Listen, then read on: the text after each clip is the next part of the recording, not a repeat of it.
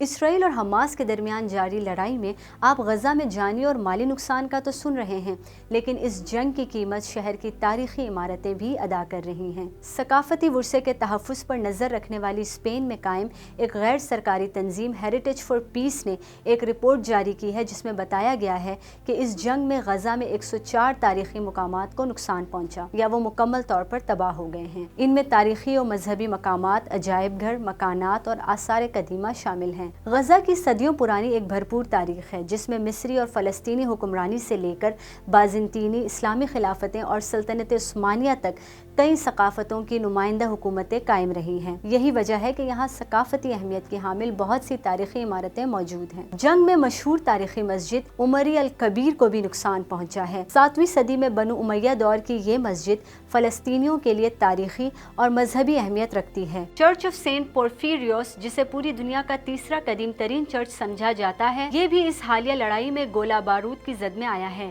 شمالی غزہ میں 2000 سال پرانے رومن قبرستان جو پچھلے سال ہی دریافت ہوا تھا، اس کو بھی نقصان پہنچا ہے۔ دی آرٹ اخبار کی ایک رپورٹ کے مطابق فلسطینی وزارت ٹورزم اینڈ اینٹیک کے ایک اہلکار نے اس کی تصدیق کرتے ہوئے کہا ہے کہ وہ اس وقت زمینی حالات کے پیش نظر تباہی کا مکمل جائزہ لینے سے قاصر ہیں۔ ہیریٹیج فار پیس کے مطابق جنوبی غزہ میں واقع رفح میوزیم بھی اس لڑائی میں محفوظ نہیں رہ سکا۔ میوزیم نے اپنے فیس بک پیج پر 2 ویڈیوز پوسٹ کی ہیں جن میں دکھایا گیا ہے کہ عمارت جزوی طور پر منہدم ہو گئی ہے۔ رپورٹ کے مطابق 15ویں صدی کی ابن عثمان مسجد اور سید ہاشم مسجد کو بھی نقصان پہنچا ہے، جہاں خیال کیا جاتا ہے کہ پیغمبر اسلام کے پردادا کو دفن کیا گیا تھا۔